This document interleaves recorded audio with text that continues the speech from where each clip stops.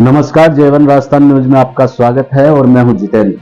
आज हम खास मुलाकात में एक ऐसी शख्सियत, ऐसे क्रांतिकारी प्रवक्ता ग्वाला बाबा के नाम से संपूर्ण जगत में विख्यात है और इनके चर्चे विदेशों में भी हैं। तो इनसे हम आज जानेंगे कि सनातन धर्म क्या है और सनातन धर्म में जो अनुयायी है उनको किस प्रकार अपना जीवन जीना चाहिए। और शिव महापुराण की ये कथावाचक भी हैं और शिव महापुराण के बारे में भी आप लोगों को सटीक जानकारी देंगे। तो सबसे पहले ग्वाला बाबा जी, आपका हमारे चैनल पर बहुत बहुत स्वागत। जय श्री कृष्णा, जय श्री राधे, जय श्री राम। मैं श्रीधाम वृंदावन से हूँ और क्रांतिकारी प्रवक्ता के नाम से जाना जाता है पूरे भारतवर्ष में।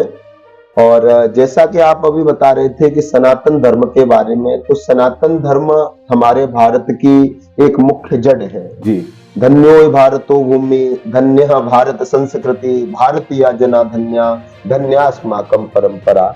इस भारत को माता कहा जाता है जी। कभी आपने अमेरिका को, थाईलैंड को, चीन को, जापान को कभी माता कहते हुए नहीं सुना होगा जी। बिल्कुल। इसका कारण यही है कि जब विदेशों में लोग बाहर निकलते हैं पति पत्नी, तो उनमें इतने संस्कार नहीं होते और वो घर से निकलते ही एक पश्चिमी सभ्यता की वेशभूषा और पश्चिमी सभ्यता के रिश्तों की निभाते हैं, उस सभ्यता की तरह। जैसे घर से निकले पति पत्नी बाजार के लिए तो आपस में हाथ पकड़ के चलेंगे, जबकि हमारे भारत में पति पत्नी बाजार जाए तो पति आगे पत्नी बहुत पीछे।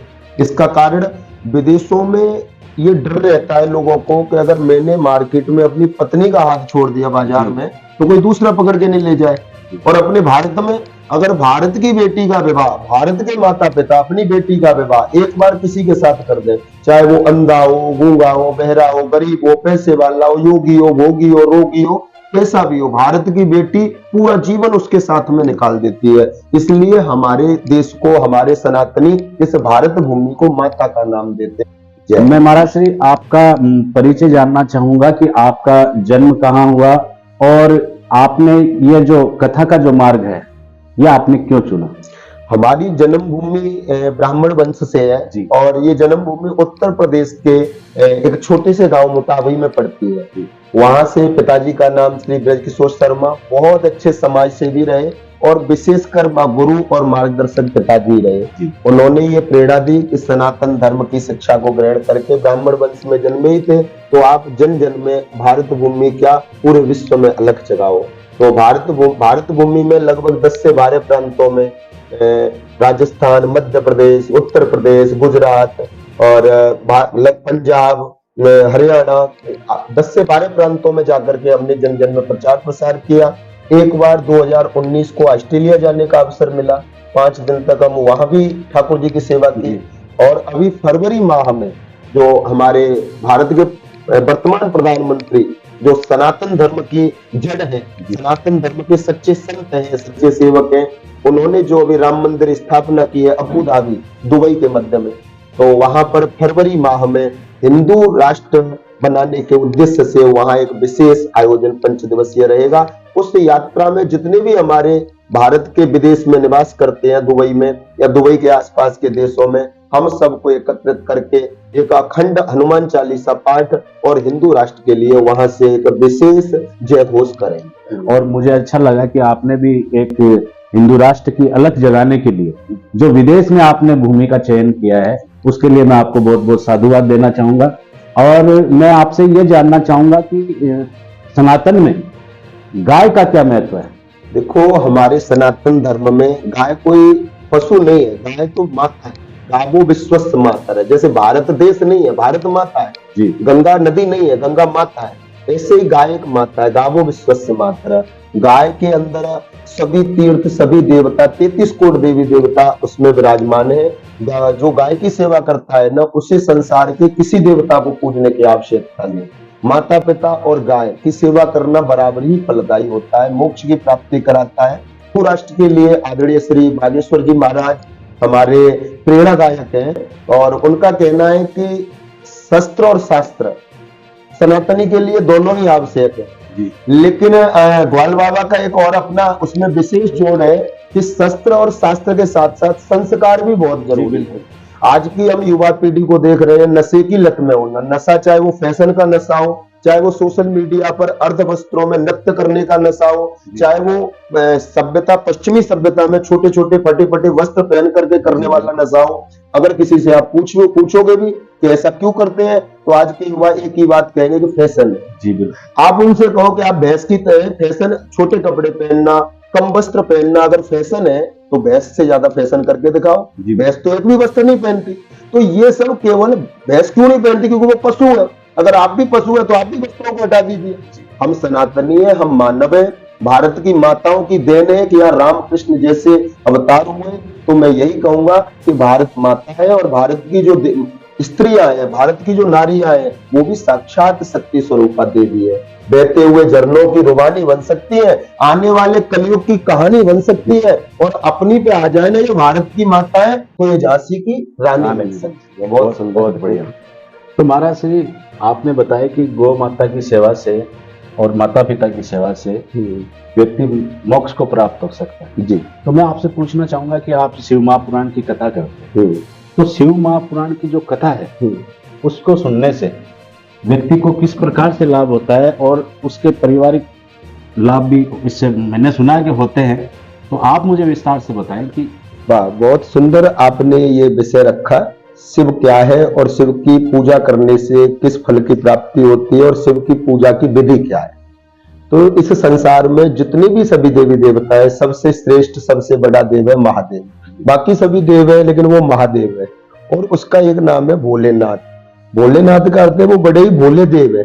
चाहे बच्चा हो, स्त्री हो, पुरुष हो, कन्या हो, ब्राह्मण हो, क्षत्रिय हो, वैश्य हो, शूद्र हो, कोई भी उनकी सेवा कर सकता है, किसी भी समय कर सकता है, और उनकी सेवा के लिए कोई विशेष आवश्यकता नहीं है। जल, फल पुष्प पत्र, बिल्व पत्र इत्यादि आप समर्पित करके शिव को प्रसन्न करते हैं।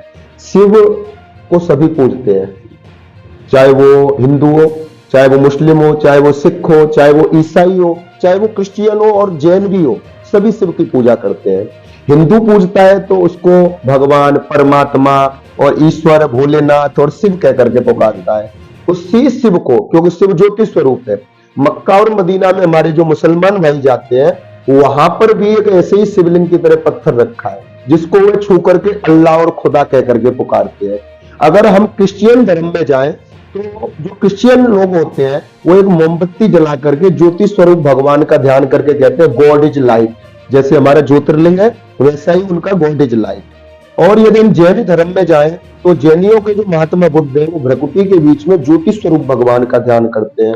अगर हम सिख धर्म का विचार करें, तो सिख धर्म में भी शिव को पूजा जाता है। सिखों के जो गुरु है, गुरु नानक देव, वो भी एक उंगली का इशारा करके कहते हैं कि सबका मालिक एक है, इसलिए मेरा शिव महादेव है। प्रेम से बोलो हर हर महादेव। महाराज श्री, ये बात तो हुई शिव की पूजा की और शिव को किस तरह से रिझाया जा सकता है, आपने विस्तार से बताया। इसी के साथ मैं आपसे एक बात और पूछना चाहूंगा कि आजकल एक भ्रांति नशे की बहुत बड़ी जो युवाओं में देखी जा रही है। तो कई युवा ये बोलते हैं कि ये तो जो नशा है वो भगवान भोलेनाथ भी करते हैं, और ये नशा तो हम तो उनका प्रसाद ले रहे हैं। तो मतलब ऐसी जो भ्रांति लोगों में है, तो इसके बारे में आप ये बात थोड़ा सा मुझे विस्तृत बताएं कि इसमें क्या ऐसा है या नहीं। नहीं, हमारे नीति शास्त्र में एक श्लोक आता है नशे के ऊपर, विजया एकम कल्पम च 10 कल्पम च नागिनी मदिरा 10 सहस्त्राणी धूम्र संख्या न विद्यते। विजया कहते हैं भांग को। भांग खाने का कहीं विधान नहीं है, ये तो बाबा के भगत अपने खाने के लिए बाबा का नाम लेके खा लेते हैं। बाबा को केवल जो विष पिया था बाबा ने, और विष का जब प्रभाव हुआ, तो उसके लिए ये जो भांग, धतूरा, ये जंगल की औषधि थी, इनको कूट कूट के बाबा के सिर पर रखा गया, तो थोड़ा उनको सांत्वना मिली। इसलिए बाबा को भांग, धतूरा इत्यादि, बिल्वपत्र ये सब चढ़ाया जाता है। और विजया भांग को कहते हैं, जो भांग खाता है उसे 1 कल्प तक नरक जाना पड़ता है। 10 कल्पम च नागिनीम, नागिनीम कहते हैं अफीम को। आदि मध्य भारत में अफीम का ज्यादा सेवन करते हैं, उनको 10 कल्प तक नरक भोगना है। मदिरा, मदिरा शराब को, मदिरा 10 सहस्त्राणी, जो मदिरा का सेवन करते हैं उनको 10,000 कल्प तक नरक भोगना है। धूम्र संख्या न विद्यते, और जो धूम्रपान करते हैं उनकी कोई संख्या हमारे नीति शास्त्रों में, वेद शास्त्रों में नहीं लिखी। इसलिए नशा नाश की जड़ है, नशा हमेशा नाश की जड़ है, कभी भी व्यक्ति को नशा व्यसन नहीं करना चाहिए जी, ऐसा हमारे शास्त्र बताते हैं। ये आपने बहुत अच्छी बात कही कि नशा जो है वो नाश की जड़ है और नशा नहीं करना चाहिए। तो मैं आपसे एक निवेदन करूंगा कि आप जो आज की युवा पीढ़ी, चाहे वो युवक हो चाहे युवतियां हो, तो आप उनको क्या संदेश देना चाहेंगे कि वो अपना जीवन कैसे सफल बना सके? आज की युवा पीढ़ी के लिए यही संदेश है कि आने वाला समय बहुत घातक समय आता जा रहा है। हर तरह से हम लोगों को विदेशी लूटते जा रहे हैं, चाहे वो हमारे संस्कार हो, चाहे वो हमारा परिवार हो, चाहे हमारी बुद्धि हो, चाहे हमारा धन हो, यहाँ तक कि हमारा खान पान भी उन्होंने ध्वस्त कर दिया। तो मैं तो आज के सभी सनातनी युवा पीढ़ी से, आने वाली युवा पीढ़ी से यही कहूंगा कि देखो, सब कहते हैं कि एक युवा पीढ़ी विद्यार्थी जीवन है जी, और आजकल पश्चिमी सभ्यता अंग्रेजी में कहते हैं student life is the best life, लेकिन माई एक्सपीरियंस 12 ईयर, 12 साल का ऐसा मेरा एक्सपीरियंस है, 12 year godly student life is the best life. यदि हम ईश्वरीय सेवा में रह करके, ईश्वर के समीप रह करके हम विद्यार्थी जीवन, युवा जीवन जिए तो हमारा जीवन स्वर्णिम बन जाएगा। तो हर युवा को शास्त्र, शस्त्र और संस्कार तीनों को ही धारण करना होगा, तब जाकर के हमारा भारत हिंदू राष्ट्र होगा। बोलो भारत माता की जय। बहुत बहुत धन्यवाद महाराज श्री कि आपने अपना अमूल्य समय हमारे चैनल के लिए दिया, इसके लिए आपका बहुत बहुत धन्यवाद। और अगली खास मुलाकात में हम जल्द हाजिर होंगे ऐसे ही खास लोगों को लेकर। तो आप देखते रहिए J1 राजस्थान न्यूज। नमस्कार।